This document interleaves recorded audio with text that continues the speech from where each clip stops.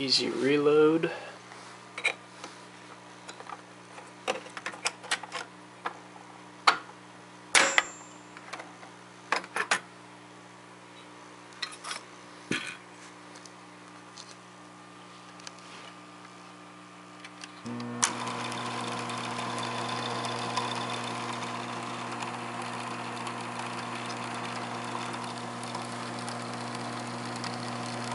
Runs a transmission inside. It's got a,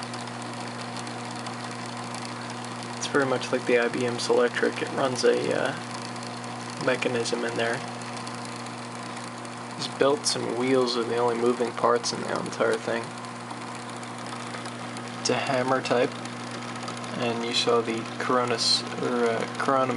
I almost call it a Corona set, but it is a CORONAMATIC cassette.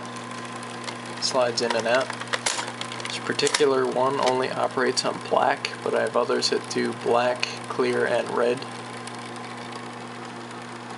It's a little bit dirty, but